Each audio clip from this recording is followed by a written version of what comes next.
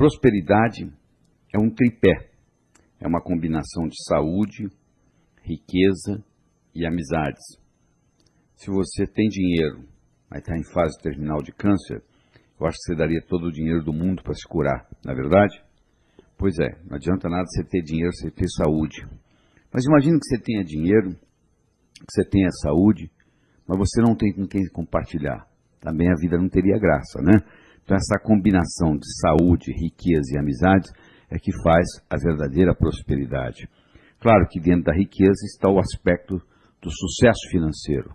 Sucesso financeiro é quando você nunca faz nada por causa do dinheiro, ou deixa de fazer algo que você goste por falta de dinheiro.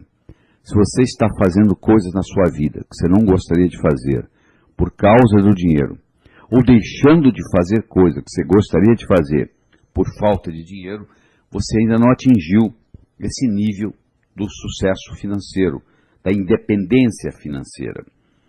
Nós temos 4 níveis financeiros. O nível 1 é o nível da sobrevivência. A própria palavra já diz, você está sobrevivendo, você está ganhando hoje o que você gastou ontem, ou seja, você está gastando mais do que você está ganhando. O nível 2 financeiro é o que eu chamo trocando 6 por meia dúzia, ou seja, você está gastando aquilo que você está ganhando, não sobra nada.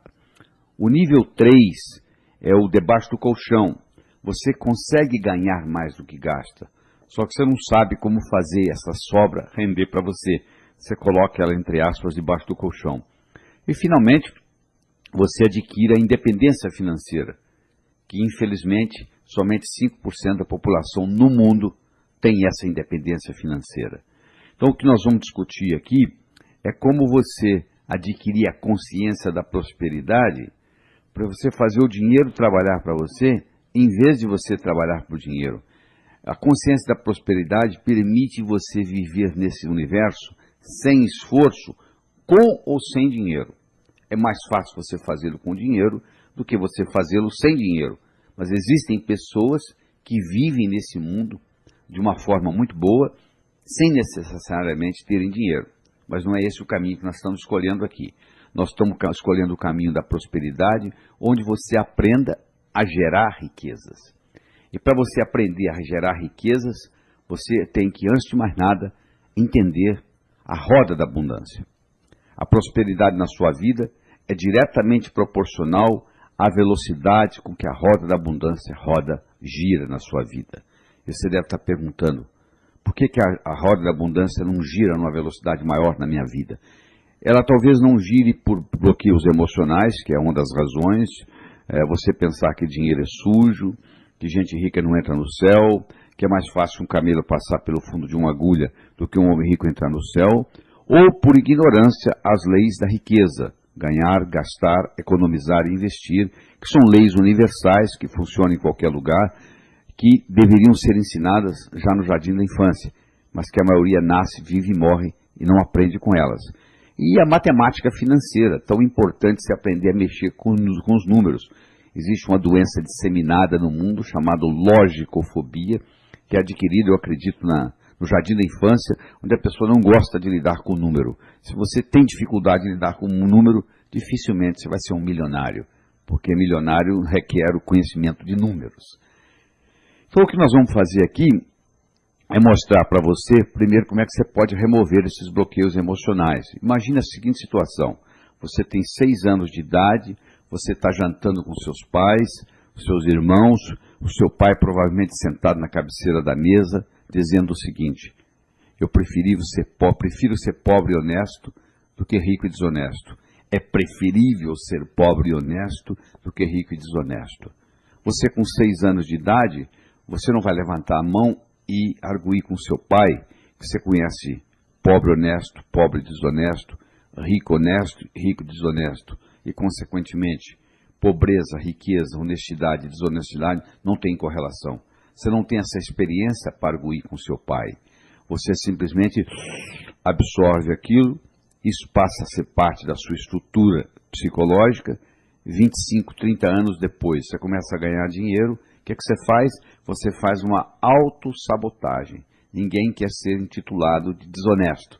Então, se você se acha desonesto porque você está ganhando dinheiro, você arruma um jeito de perder esse dinheiro para você continuar honesto. Tem gente que carrega isso a vida inteira. Então, as nossas crenças têm como finalidade única se perpetuarem. Uma crença, uma vez estabelecida, tem como função única e exclusiva se perpetuar. E ela se perpetua reforçando a crença. Você vai produzir aquilo que você acredita, e isso reforça a sua crença. Então tem gente que faz isso a vida inteira. Então você tem que entender essa roda da abundância.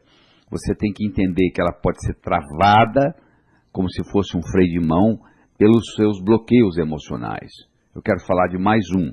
Por exemplo, você está com 6 anos de idade, você não sabe onde você está indo, mas você sabe que é um lugar importante, porque é colocar a melhor roupa que você tem, e você chega lá e tem alguém falando assim: é mais fácil um camelo passar pelo fundo de uma agulha do que um homem rico entrar no céu. Terminou lá o sermão, o seu pai e sua mãe levam você ao zoológico, você vê aquele animal enorme, e você pergunta para eles o que é aquilo, e eles dizem: aquilo ali é um camelo. Você chega em casa, você abre a gaveta de costura da sua mãe, você pega uma agulha, você olha na agulha e você diz: eu quero ser pobre. Só que você esqueceu que você falou isso. Do mesmo modo que quem estava pregando esqueceu de lhe ensinar que há muitos e muitos anos atrás tinha as muralhas de Jerusalém, que continuam os resquícios lá até hoje, tinha os grandes portões que eram fechados às 6 horas da tarde, eram fechados às 6 horas da tarde, que todo camelo, toda caravana de camelo que chegasse depois das 6 não podiam passar pelos portões. O único jeito de entrar na cidade de Jerusalém era através do fundo de agulha, que era uma portinhola feita para camelo passar, só que um camelo, para passar pelo fundo de agulha, ele tem que passar de joelhos e descarregado. Passar de joelhos não é muito difícil para um camelo, e sem carga. E a simbologia aí é que para entrar no reino dos céus, você tem que entrar humildemente e sem a sua carga material. Caixão não tem gaveta, mortalha não tem bolso. Tudo que você, entre aspas, tem, na realidade você não tem. Você está tomando conta, porque se você morre, tudo isso fica aí. Você vai levar apenas a sua experiência de vida. Então, isso é verdade, que para entrar no reino dos céus, você vai entrar sem os bens materiais. Mas não é verdade que se você tiver bens materiais, você não entra no reino dos céus. Eu acho que é até o contrário. Se você souber trabalhar bem com esse instrumento chamado dinheiro, isso facilita até a sua espiritualidade. Uma corda é uma corda. Você pode usá-la para enforcar alguém ou para salvar alguém do abismo. Intrinsecamente, a corda não é boa nem ruim. Uma faca é uma faca. Você pode usá-la para passar manteiga no pão ou para matar alguém. Intrinsecamente, a faca não é boa nem ruim. O dinheiro é um instrumento que, quando bem usado, é um caminho para a espiritualidade. Então você tem que entender isso. Você tem que entender que não tem nada errado em você ganhar dinheiro. Agora, você tem que entender que também você não vai levar nada daqui. Você tem que fazer o dinheiro funcionar para você e para os outros. Então vamos entender melhor a anatomia e a fisiologia dessa roda da abundância. A roda da abundância tem 2 partes, o doar e o receber. Você não consegue rodar uma roda com a metade, tem que ter as 2. Tem gente que tem problema em doar, são muito egoístas. Tem gente que tem problema em receber, são muito soberbas. Tem gente que tanto tem problema em doar quanto em receber. Uma pequena minoria não tem problema nem em doar nem em receber. Você tem que começar a analisar no seu caso, se você tem dificuldade para doar, se você tem dificuldade para receber, ou às vezes até tem dificuldade nas 2 partes, doar e receber. Você tem que fazer a sua autoanálise e chegar a essa conclusão. Se você quiser aumentar a sua prosperidade e fazer a roda da abundância rodar com mais velocidade, girar com mais velocidade na sua vida, você tem que aprender a trabalhar com doar e receber. Essa analogia que eu faço para você é o jardineiro que chega para podar as plantas no jardim para fazê-las crescer.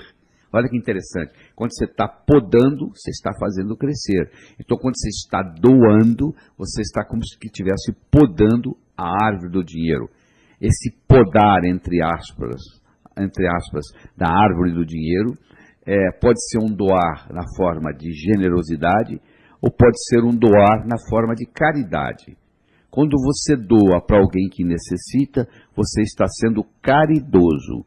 Quando você doa para alguém que não necessita, você está sendo generoso. Se você dá um presente para um amigo seu no aniversário dele, e ele muito bem poderia comprar esse presente, que tem dinheiro para isso, você não está sendo caridoso para com seu amigo no aniversário.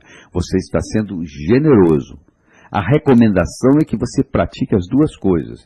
Você tem que praticar caridade e você tem que praticar generosidade. Se você praticar só caridade, você está enviando a seguinte mensagem para o seu inconsciente: no mundo só ganha quem precisa, portanto eu vou ficar necessitado para ganhar. Se você também pratica generosidade, doando coisas, presentes para quem não precisa, você está enviando uma outra mensagem para o subconsciente, para o inconsciente: eu não preciso estar necessitado para ganhar. Então a minha recomendação é que você pratique as duas coisas, tanto a caridade quanto a generosidade. Existem 4 verbos importantes para a gente conjugar no que diz respeito à roda da abundância. É o verbo declarar, o verbo solicitar, o verbo arriscar e o verbo agradecer. O verbo declarar mostra para você a importância do ser vir antes do ter. É ser, fazer, ter. Muita gente pensa assim: se eu tivesse dinheiro, eu faria o que gente rica faz, eu seria rico. Só que não é assim que funciona. Mais de 90% dos ganhadores na loteria, 10 anos depois, estão piores financeiramente do que antes de ganhar. Então, porque não pertencia a eles. O que não parece com o dono é roubado. Primeiro você tem que ser, para depois fazer, para depois ter. E nós somos animais linguísticos. Nós somos através de declaração. Declaração cria realidade. Um noivo e noiva chegam perante o juiz e o juiz diz: eu declaro vocês marido e mulher. A partir daquele momento foi criada uma realidade jurídica naquele casal. Se eles quiserem se separar agora, tem que se divorciar, porque já foi declarado. E o juiz tem autonomia para isso. Você tem autonomia para fazer declarações sobre você. Se você declara que você é próspero, você passa a fazer o que gente próspera faz, você passa a ter prosperidade. Então não subestime o poder do verbo declarar e faça as suas declarações nessa área que você achar necessárias. Aí você tem que trabalhar conjugar o segundo verbo, que é o verbo solicitar. Solicitação gera poder. O indivíduo que é tímido, ele não consegue muita coisa na vida, porque ele tem que saber solicitar, né? Aquele ditado: quem não chora não mama. Você tem que saber solicitar do universo, você tem que saber solicitar de Deus, você tem que fazer a sua solicitação, o que você quer. Terceiro, você tem que aprender a arriscar. Se você não estiver disposto a arriscar, é difícil você ser próspero e enriquecer. Elizabeth Kubler-Ross era uma psicóloga suíça que morou a vida toda nos Estados Unidos e que dava um curso ensinando a pessoa a morrer de 10 dias, e no último dia ela dava uma prova para ver se você estava realmente preparado para morrer. E nessa prova tinha uma pergunta que todos respondiam da mesma forma. A pergunta era a seguinte: se você tivesse que viver a sua vida de novo, o que você faria diferente? Todos respondiam a mesma coisa: arriscaria mais. Você que está aí me escutando, quando você tiver 90, 95 anos, e alguém lhe fizer a pergunta: se você tiver que viver a sua vida de novo, tivesse que viver a sua vida de novo, o que você faria diferente? Você também irá responder: arriscaria mais. Arriscar mais não é fazer besteira, é um risco calculado. O trapezista no circo, ele larga um trapézio para pegar o outro, mas ele dá uma olhadinha para ver se o outro trapézio está vindo. Mas naquele período que ele largou um para pegar o outro que já está vindo, ele passa por um momento de vulnerabilidade. Então tem gente que passa a vida inteira não querendo ficar vulnerável em momento nenhum, brigando por um, entre aspas, segurança, que na realidade não existe, né? Não existe segurança na vida, apenas oportunidades. Então você tem que conjugar mais na sua vida o verbo arriscar. E finalmente você tem que trabalhar com o verbo agradecer.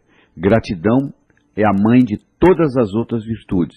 Se você observa, as pessoas em geral estão reclamando daquilo que tiveram e perderam, ou daquilo que gostariam de ter e não obtiveram ainda. Raramente se encontra uma pessoa dizendo assim, eu gostaria de ter isto e tenho, eu não gostaria de ter aquilo e não tenho, eu gostaria de ter uma boa família e tenho, eu não gostaria de ter câncer e não tenho. Então você tem que aprender a agradecer aquilo que você tem para obter mais daquilo que você quer. Essa é a grande verdade. A gratidão funciona como um sistema de retroalimentação num processo cibernético. Então você tem que aprender a conjugar mais frequentemente o verbo agradecer. Então quando você trabalha com o verbo declarar, com o verbo solicitar, com o verbo arriscar e com o verbo agradecer, fica mais fácil você implementar mais velocidade no giro da sua roda da abundância. Nós estamos discutindo aqui aspectos científicos, aspectos filosóficos e aspectos psicológicos da prosperidade. Então, se você me permite, eu vou recordar com você o que é ciência. Ciência é o estudo da causa e efeito dos fenômenos naturais. Quando você está estudando causa e efeito, você está fazendo um estudo científico. Filosofia é o estudo dos pensamentos. E psicologia é o estudo do efeito dos pensamentos no comportamento das pessoas. Então nós vamos estar trabalhando aqui tanto aspectos científicos, quanto aspectos filosóficos, quanto aspectos psicológicos. Nós estamos desenvolvendo modelos. Então, por exemplo, a mente, você pode ter a mente como um modelo, onde a mente tem duas partes, o pensador e o provador. O pensador pensa, o provador prova. O pensador só pensa, não faz mais outra coisa, ele pensa. E o provador pensa o que o pensador provou. Se você vem pensando assim, dinheiro é difícil, você está certo, dinheiro é difícil. Se você vem pensando dinheiro é fácil, você também está certo, dinheiro é fácil. Henry Ford dizia o seguinte, se você pensa que pode, ou se você pensa que não pode, de qualquer jeito você está certo. Essa é a grande realidade. De qualquer jeito você está certo.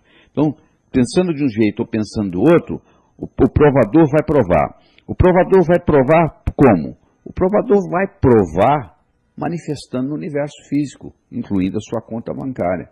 Então, o grande segredo da prosperidade, o segredo de chegar lá, a qualidade de estar lá. Eu vou explicar melhor para você isso. Imagine que é sexta-feira, 18h30, você acabou de chegar do seu trabalho, você liga a sua televisão, você está assistindo um programa de televisão e de repente começa a aparecer o resultado da loteria. E por coincidência você comprou um bilhete, você tira o bilhete do bolso e o bilhete é um bilhete premiado. O número que aparece na televisão é o número do seu bilhete. Você acabou de ganhar $1 milhão. Só que é sexta-feira, 18h30, você não vai poder descontar esse bilhete até segunda-feira de manhã. Mas você vai passar um final de semana diferente, não vai? E você tem apenas um papel no bolso. Você vai dizer, mas é um papel premiado. Eu tenho um bilhete premiado no bolso. Eu sei, mas não deixa de ser um papel, não é verdade? Mas você passa um final de semana diferente, porque na segunda-feira você vai transformar este bilhete em $1 milhão.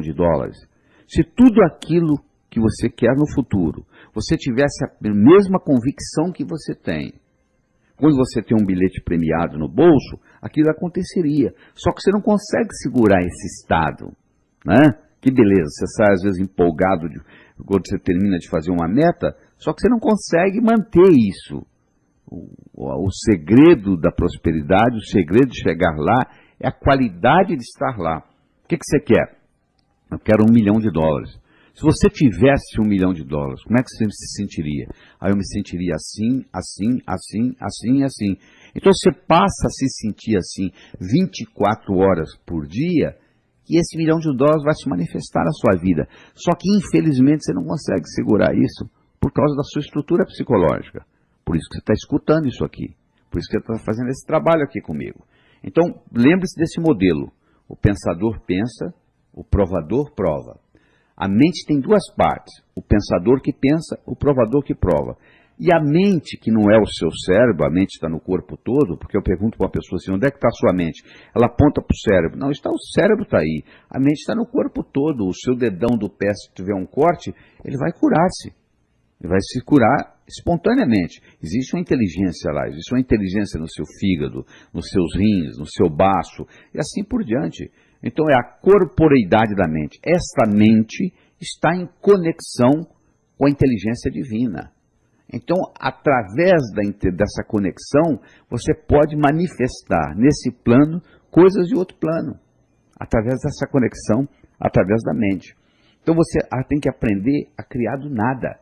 É verdade, criar do nada. Tudo é criado do nada. Uma cadeira foi criada do nada. Antes de existir cadeira, você ficava agachado. Até que alguém veio e criou uma cadeira. De onde? Do nada. Então o processo criativo, ele tem 3 princípios. O princípio da autoanálise, o princípio de sugestões e o princípio de metas. O princípio da autoanálise é o seguinte: o que eu venho pensando que fez a minha vida do jeito que ela é hoje? Faça uma autoanálise do que você vem pensando até hoje sobre dinheiro. E você vai olhar na sua conta bancária e você vai ter a resposta. Aquilo que você veio pensando está manifestado lá. O dia que você mudar a qualidade do pensamento, você muda a quantidade de dinheiro que está lá. Segundo, as sugestões. Você escutou uma série de sugestões negativas dos seus pais, que na melhor das intenções passou para você uma série de coisas erradas. Você, para ser médico, você precisa fazer medicina. Você, para ser advogado, você precisa fazer direito. Você, para ser pai e mãe, você precisa apenas copular. Ninguém faz curso para ser pai. Ninguém faz curso para ser mãe. Ninguém faz curso para ser um bom educador. Então, os pais cometem erros educando os filhos. E os pais nos trazem uma série de negativos específicos. Até a idade de 4, 5 anos, nós recebemos mais de 100 mil nãos. Nós recebemos para um menino de 4 anos, uma criança de 4 anos, para cada elogio, recebe 9 repreensões. Então, olha o impacto que isso tem na mente da gente. Então, nós temos uma série de sugestões negativas com relação a dinheiro. Você, para reverter isso, você tem que pegar essas sugestões negativas, transformá-las em positivas e falar, e escrever, e escutar, e gravar com a sua voz, até que você mude.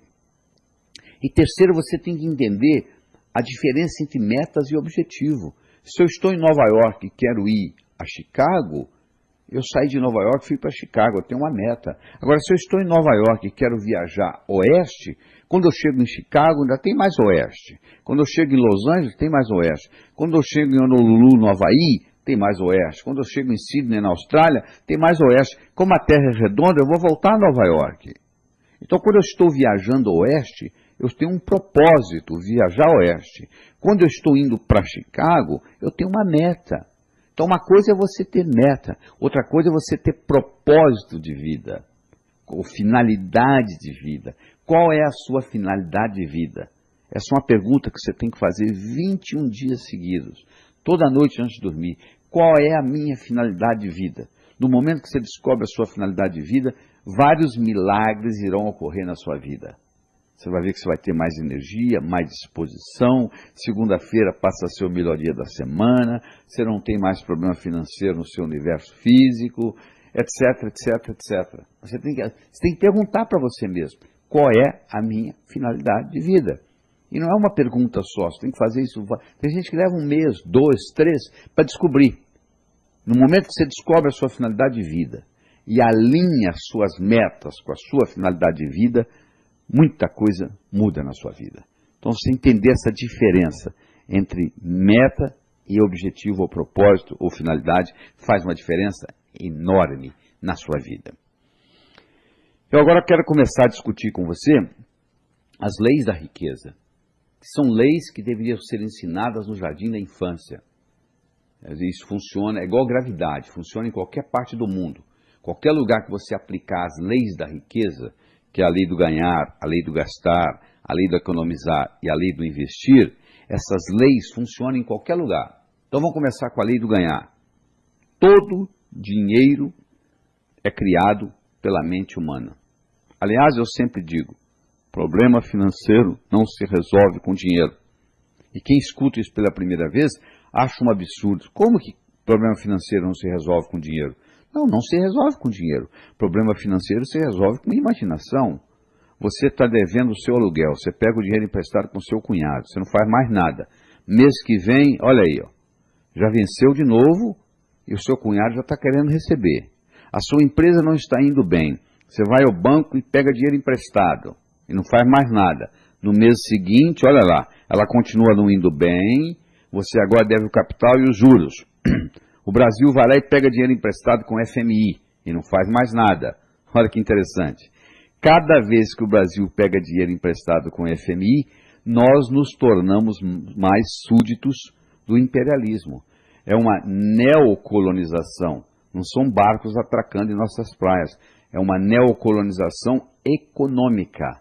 Problema financeiro se resolve com imaginação. Tudo que existe no universo físico, pode olhar aí, onde você está escutando esse material, olha aí, escolha o que você quiser. Esse objeto que você escolheu, primeiro passou pela mente de alguém. Primeiro passa pela mente da pessoa, para depois chegar no universo físico. O processo criativo ele é duplo. Ele primeiro acontece na mente. A riqueza é a mesma coisa. Você acha que você vai andando na rua e um dia a riqueza vai cair na sua cabeça? Não, não é assim que vai funcionar. Você primeiro tem que criar essa riqueza na cabeça. Essa é a lei do ganhar. A segunda lei é a lei do gastar. O valor do dinheiro é determinado pelo comprador e vendedor em cada transação. Isso é importante você entender isso. Você está lendo o jornal domingo de manhã. Está o anúncio lá de um carro que você gostaria de comprar, só que está caro. Vai lá ver, você não sabe. Pode ser que a viúva lhe venda pela metade no preço, porque você vai cuidar do carro tão bem quanto o seu falecido marido. Você não sabe o que vai acontecer. O valor do dinheiro é determinado pelo comprador e vendedor em cada transação. Imagine que você esteja navegando no Rio Negro, o seu barco afunda, você tem uma mochila com $10.000. E os $10.000 estão sequinhos, protegidos dentro da mochila. Você encontra um índio que tem uma canoa e você quer que ele te leve 10 quilômetros rio abaixo. E você dá para ele os $10.000. Ele nunca viu dinheiro, quanto mais dólar. Você acha que ele vai fazer isso? Não. Agora, se você estivesse em Miami e desse $10.000, o cara te levava 100 quilômetros rio acima. O valor do dinheiro é determinado pelo comprador e vendedor em cada transação. E quem enriquece não é quem ganha muito, é quem sabe gastar. Se você ganha R$20.000 por ano e gasta 19, no final do ano sobrou 1. Se você ganha R$100.000 por ano e gasta 110, no final do ano você deve 10. Interessante, a sociedade bate mais palmas para quem ganha 100 e gasta 110 do que para quem ganha 20 e gasta 19. Não é verdade? Só que quem ganhou 20 e gastou 19 terminou com 1. E quem ganhou 100 e gastou 110 terminou devendo 10. Está numa situação muito pior. Então você tem que aprender a gerenciar suas despesas, que nós vamos discutir um pouquinho mais para frente. Terceiro, é a lei do economizar. É você saber economizar. Primeiro criando o conceito que eu chamo de dízimo pessoal. Você tem que pegar 10% que você ganha e guardar para você. Você já observou o que acontece? Chega no final do mês, você paga todo mundo. Você só não paga uma pessoa. Você que ganhou. Interessante, né? Você paga o dentista, a prestação do carro, a universidade. Você só não paga a escola das crianças. Você só não paga uma pessoa. Você que ganhou. Isso tem que ser revertido. Você tem que fazer o dízimo pessoal. Você tem que pegar 10% e guardar. Se você estiver pensando assim, mas eu já ganho tão pouco, bom, se você ganha pouco, 10% não é quase nada. Em outras palavras, você pode viver com 90% que você ganha, porque tem gente que vive com muito menos que você ganha. Então você pode viver com 90%. Quando você começa a economizar esses 10%, ocorre uma mágica na sua vida, porque você está enviando para o subconsciente a seguinte mensagem: eu vivo num universo abundante, tenho o suficiente e sobra. O seu subconsciente começa a viver um ambiente de prosperidade. Isso é muito importante. E se você está pensando assim, mas eu já ganho, eu já guardo 40%, ótimo, mas separa os 30 dos 10, porque esses 10 vão criar um imã de dinheiro. A palavra dízimo vem de 10. Em todas as religiões do mundo, o dízimo é 10%, porque da Cábala, O 10, o 1 significa criatividade, iniciar, e o 0 significa mais. Então você tem esses 10% que você vai economizar de dízimo pessoal, esse dinheiro você nunca pode usá-lo em nada perecível ou roubável. Você tem que guardar até um certo ponto, e aí você compra uma propriedade, um lote, o que seja. Mas você não pode comprar em coisas perecíveis ou roubáveis, porque isso vai criar o imã do dinheiro. Se você abrir a torneira da sua casa, sai água. Para onde que vai a água? Vai para o esgoto. O esgoto vai para o rio. O rio vai para o mar. Para onde vai a água, então? Para onde tem água. E ódio, para quem tem ódio. E amor, para quem tem amor. E dinheiro, para quem tem dinheiro. O dinheiro não vai para o pobre. O dinheiro vai para quem tem dinheiro. Você vai no banco e fala para o gerente, pelo amor de Deus, eu estou apertado e me empresta dinheiro. Ele diz, não, para você não. Mas se você chega lá e prova para ele que você não precisa de dinheiro, ele vai querer lhe oferecer um empréstimo, porque o banco, afinal, vive de juros. Olha que interessante. O crédito é paradoxal. Quem precisa não tem. Quem não precisa tem. Então, dinheiro atrai dinheiro, semelhante atrai semelhante. Se eu começo a criar um imã de dinheiro, eu começo a atrair mais dinheiro. Por isso que o dízimo é importante, esse dízimo pessoal que você tem que fazer. E vem depois a parte do investir. O investimento é fundamental. A maioria dos brasileiros não sabe investir. O investir, você faz o dinheiro trabalhar para você, em vez de você trabalhar por dinheiro. O investir tem que ter legalidade, você não vai investir na distribuição de cocaína, você tem que investir numa coisa legal, que tenha legalidade, você vai investir aí você vai buscar se tem mais ou menos rentabilidade, mais ou menos segurança, mais ou menos liquidez. Rentabilidade, segurança e liquidez são os 3 pontos-chave de um investimento. Tem dinheiro que você vai deixar lá mais a longo prazo, você não está preocupado com a liquidez, mas você está preocupado com a segurança ou com a rentabilidade. Tem dinheiro que você precisa de mais liquidez. A rentabilidade talvez não seja tão alta, mas você pode tirar a hora que você quiser. Às vezes você coloca um dinheiro na poupança e você pode ir lá e tirar o dinheiro a hora que você quiser. Mas se você compra uma casa, você não pode querer vender a casa, pode ser que você não encontre comprador no dia que você quer vender a casa. Então já não tem a mesma liquidez de uma caderneta de poupança. Aí você vai ter que decidir aí se é mais ou se é menos. Mas só trabalhar com as leis da riqueza não é o suficiente. O ganhar, o gastar, o economizar, o investir é muito importante. Você tem que estar preocupado com isso. Agora, você também tem que ver o aspecto psicológico da coisa.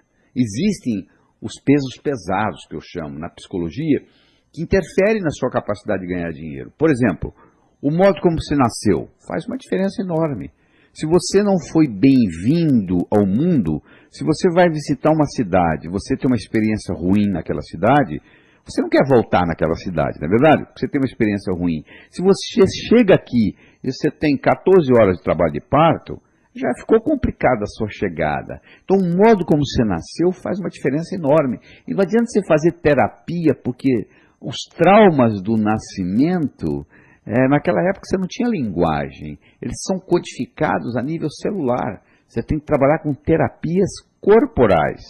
Nós temos um curso chamado Sintonia, que fazemos no Brasil 5 vezes por ano, vem gente do mundo inteiro. São 39 horas de trabalho, 12 no primeiro dia, 17 no segundo e 10 no terceiro. Fazemos no Hotel Fazenda, é uma sexta, sábado e domingo. E as pessoas vêm, fazem essa sintonia e na primeira noite nós transformamos a sala, que é enorme, num grande útero, onde nós colocamos uma música alta, que foi gravada em Atlanta, Geórgia, por um dispositivo colocado dentro do útero de uma mulher grávida. Então o som que você escutava quando você estava no útero da sua mãe é jogado naquela sala. Nós colocamos essência que dá um aroma de maternidade, de lavanda, e nós fazemos uma respiração, onde você respira, inspira, expira, inspira, expira, e você cria o que em medicina nós chamamos de uma alcalose respiratória, e você volta sua vida intrauterina. E você tem a sensação dos traumas e você libera, tem uma catarse dos traumas que ocorreram com você durante isso. Existem no Brasil muitos terapeutas que trabalham com renascimento, você tem que buscá-lo, ver se eles são de credibilidade e fazer essa experiência. Ou você pode ligar para o nosso escritório em São Paulo, o código aqui de São Paulo é 11, o telefone é 38890038, e se informar quando será o próximo curso Sintonia, que não cuida só disso não, cuida de muitas outras coisas. Nos 2 primeiros dias, nós trabalhamos com a parte pessoal, lavamos a sua alma, e no terceiro dia lhe damos uma visão empresarial. Então esse é o problema do nascimento. O segundo é a síndrome da desaprovação dos pais. Eu não posso ganhar muito mais dinheiro que meus pais, porque eles vão se sentir humilhados. Então eu vou ganhar mais, mas um pouco mais.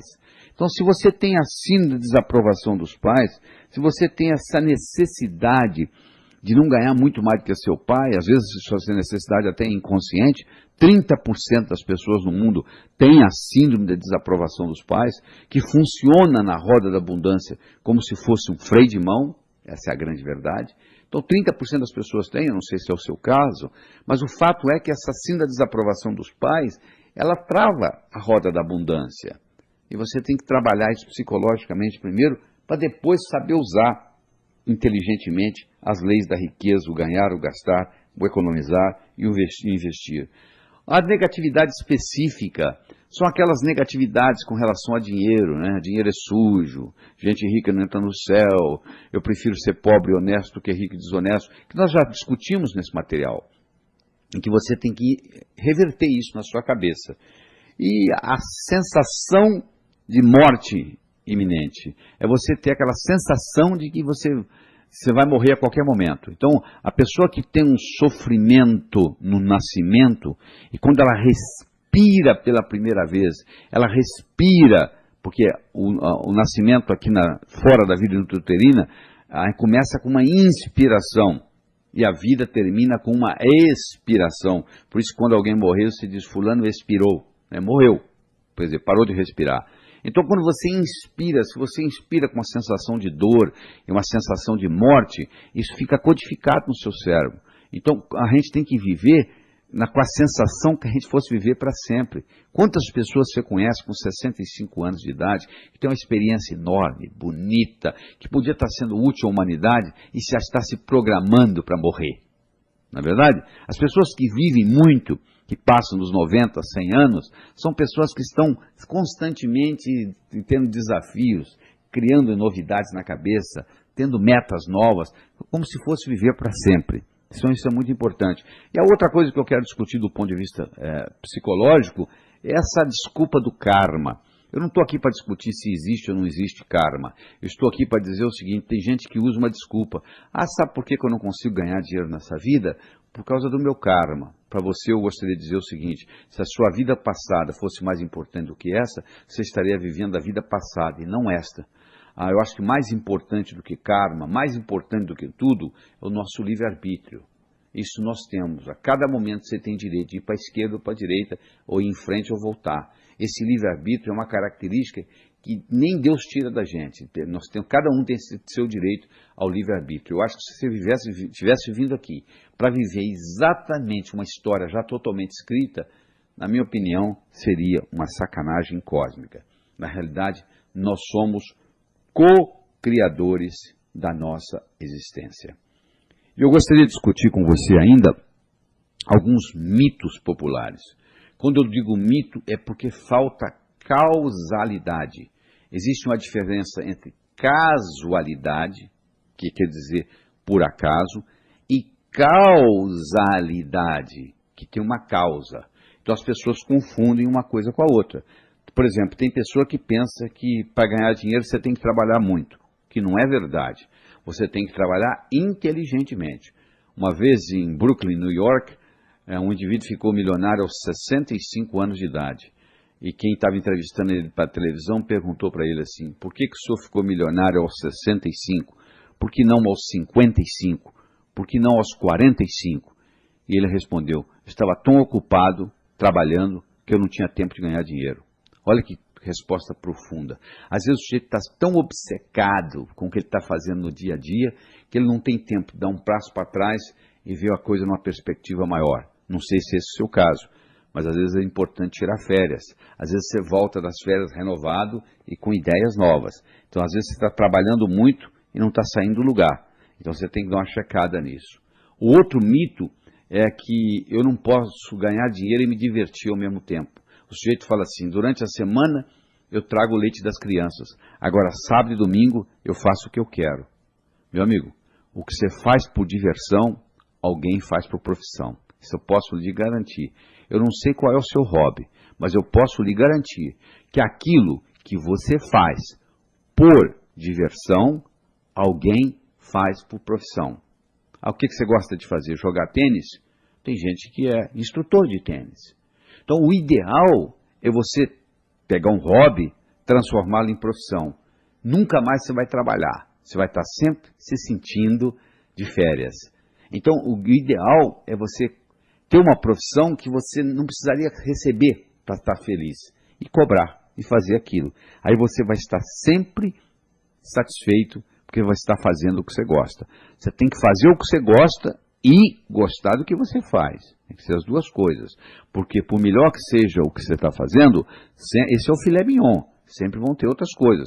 Eu adoro dar conferências, mas eu tenho que viajar pelo mundo dando conferências. Nem sempre é agradável estar esperando voos atrasados nos aeroportos. Mas quando eu começo a ficar chateado com isso, eu me lembro o seguinte: opa, isso faz parte da minha vida, eu quero ir lá, então isso aqui é o preço que eu estou pagando. Aí fica mais ameno, aí eu vou ler um livro de uma forma mais agradável na sala VIP, esperando pelo voo que está atrasado. Então eu tenho que incorporar o seguinte: eu não vou poder trabalhar com filé mignon o tempo todo. Mesmo fazendo o que eu gosto, vai ter coisa que eu não vou gostar tanto, mas eu tenho que gostar daquilo que eu estou fazendo, porque aquilo me complementa para outro. Terceiro mito é a ocupação. Sabe por que eu não ganho dinheiro? Porque eu não tenho a profissão do meu irmão. O que seu irmão é? Meu irmão é médico. Meu amigo, eu conheço médico pobre, médico rico, advogado pobre, advogado rico, contador pobre, contador rico, artista pobre, artista rico, jornalista pobre, jornalista rico. Você também. Em qualquer profissão, você vai encontrar pessoas pobres e pessoas ricas. Então não culpe a ocupação. Você pode fabricar agulha e ser milionário. Não é a ocupação que vai determinar, é o modo como você vai fazer isso. O outro mito é o seguinte: eu não posso ganhar dinheiro porque não tenho uma boa formação. Esse é um outro mito popular. Eu quero lhe dizer o seguinte, que os homens mais ricos do mundo, em geral, não eram eruditos.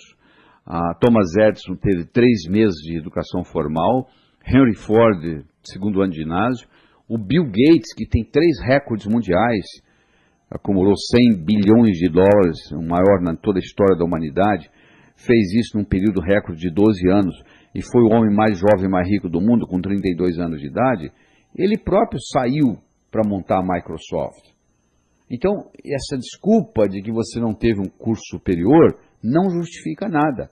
Pelo contrário, as pessoas que são demasiadamente intelectuais acabam não conseguindo pagar as contas no final do mês. Se você tem um parente, um conhecido, um vizinho que é muito intelectual, a família acaba ajudando ele para pagar as contas. Então, eu não estou desestimulando você a estudar. Eu estou dizendo que o estudo por si não é suficiente. Você não faz um bolo só com farinha, nem só com manteiga, nem só com ovos. São ingredientes. O estudo, o conhecimento pode ser até um ingrediente, mas só ele não resolve. Se fosse assim, os intelectuais todos seriam milionários. Não é verdade? Então isso é um mito popular. Outro mito popular é que, mas não tem dinheiro suficiente para todos. O Brasil está só crescendo, poxa. O poder aquisitivo da humanidade hoje é 4 vezes 10 elevado a 15 bilhões de dólares. Então, olha só, como é que você explica isso? Na época da caverna, qual era a riqueza mundial? Praticamente nada. Agora você pega o produto interno bruto hoje no mundo, que é um absurdo, foi criado de quê? Pela mente humana. Então, é aqui no Brasil sim que nós temos que conversar nisso, porque se eu for falar de prosperidade lá na Suécia ou lá na Suíça, eles vão rir de mim. Você vai lá, está tudo pronto. Aqui está tudo por fazer. Então, esse aqui que é o nosso paraíso das oportunidades. Todo estrangeiro que morou no Brasil sai daqui com o seguinte conceito: o Brasil é o paraíso das oportunidades. Só o brasileiro que não consegue ver isso. Então é aqui sim que eu tenho que falar, Porque primeiro e terceiro mundo não tem nada a ver com geografia, não tem nada a ver com topografia. Tem a ver entre o que você carrega entre o seu ouvido esquerdo e o seu ouvido direito. Então é importante você entender tudo isso. E é importante você entender o aspecto do ímã de dinheiro. Esse conceito que nós passamos para você do dízimo pessoal. Então olha só, nós já cobrimos muitas ideias aqui. Eu recomendo você escutar esse material várias vezes, porque nós começamos lá falando de prosperidade, de saúde, de riqueza, de amizade, falamos de sucesso financeiro, falamos de consciência de prosperidade, dos níveis financeiros, a sobrevivência, o trocar 6 por meia dúzia, o debaixo do colchão, a independência financeira, falamos da roda da abundância, falamos do doar, do receber, do declarar, do solicitar, do arriscar, do agradecer. Abordamos o aspecto da ciência, da filosofia, da psicologia. Apresentamos aquele modelo de mente, do pensador e do provador. O pensador pensa, o provador prova o que o pensador está pensando. Se você muda o seu pensamento, você muda a sua vida. Mostramos o processo criativo, onde você passa a ser co-criador da sua existência, onde você tem o princípio da autoanálise, você tem o princípio das sugestões, você tem o princípio de metas. Fizemos a diferença entre objetivo e meta. A meta é Chicago, o objetivo, o propósito é você viajar oeste, que você nunca vai chegar, você só cumpre o seu propósito na hora que você morrer. Se você estiver vivo, significa que você ainda está trabalhando com o seu propósito. Aí trabalhamos com as leis da riqueza, a lei do ganhar, a lei do gastar, a lei do economizar, a lei do investir. Toda a riqueza é criada pela mente humana. Você não vai caminhar na rua e a riqueza vai cair na sua cabeça. Se você quer enriquecer, você tem que aprender a criá-la você mesmo. Falando da lei do gastar, o valor do dinheiro é determinado pelo comprador e vendedor em cada transação. Mostramos que o que vale para um não vale para o outro. Falamos da importância da economia, de você saber economizar, de você separar os 10%, de você trabalhar com a generosidade, de você trabalhar com a caridade. Falamos a importância do investir, você colocar o dinheiro trabalhando para você, em vez de você trabalhar por dinheiro. Falamos da importância da liquidez, da rentabilidade, da segurança e, claro, da legalidade do seu investimento. Abordamos os aspectos psicológicos da prosperidade, falamos da importância dos traumas de nascimento que você tem que liberá-los com terapia que chama Rebirthing, criado pelo Leonard Orr, um discípulo de Freud. Falamos sobre karma. Aí discutimos mitos, uma coisa é casualidade, outra coisa é causalidade, que não são sinônimos. Trabalhar muito não é causa de riqueza, eu trabalho muito, então não é que eu não estou dizendo você para não trabalhar, mas acontece que só trabalhar não é suficiente, você deve procurar uma coisa que você gosta e fazer do seu hobby, a sua profissão. Mais importante que a sua erudição é a sua competência de ação. Não adianta você estudar muito o que está no livro, você tem que colocar a coisa em prática. E você tem que, a sua formação não necessariamente o fato de você ter um nível superior, deixar de ter um nível superior, você vai ganhar mais ou menos dinheiro. E o universo é um lugar potencialmente abundante. Eu quero terminar aqui com a história. Era uma vez, no inferno, Lúcifer estava muito preocupado porque estava havendo uma crise, o número de pecadores estava diminuindo. Ele convocou uma reunião de marketing e começou a discutir e escutar conselhos e opiniões do pessoal. E um capeta mais antigo levantou a mão e disse: eu acho que lá na Terra nós temos que fazer o sujeito gastar mais. Porque para gastar mais ele vai ter que ganhar mais. Para ganhar mais ele vai ter que trabalhar mais. Ele vai trabalhar, ganhar, gastar, trabalhar, ganhar, gastar. A vida vai passar e não vai fazer nada, vai terminar aqui. Não vai evoluir. Aí o Lúcifer falou: sua opinião é muito boa, mas eu quero escutar outros. Um outro capeta levantou a mão e disse: eu acho que lá no planeta Terra a gente deve fazer o ser humano só gostar do outro, só se preocupar com o outro, só fofocar sobre o outro, só cuidar do outro, não ter amor próprio, não cuidar de si próprio, não evoluir e terminar aqui. E o Lúcifer disse: a sua opinião também é boa, mas eu quero escutar mais. E um capetinho estagiário, um diabinho estagiário levantou a mão. Lúcifer olhou para ele com a cara feia, perguntou o que ele queria. Ele disse: eu quero dar uma opinião. Disse: qual é a sua opinião? Por que a gente não faz no planeta Terra o ser humano ter a pensar que ele vai viver para sempre?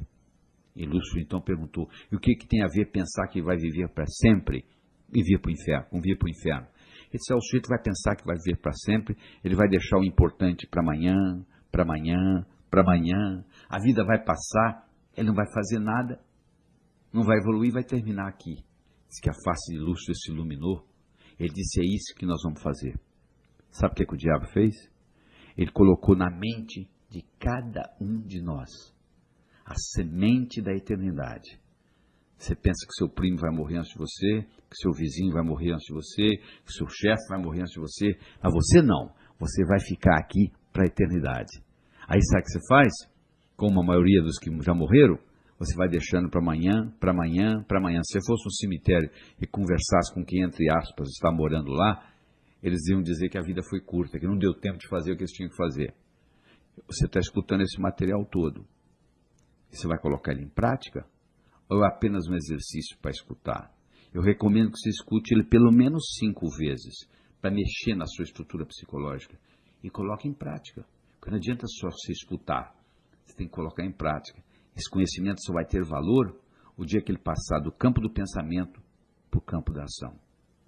Eu espero que novos caminhos se abram à sua frente, que o vento sopre levemente às suas costas, que o sol brilhe suave e morno no seu rosto, que a chuva caia de mansinho em seus campos. E até que nos encontremos de novo, que Deus lhe guarde nas palmas de suas mãos. Até logo.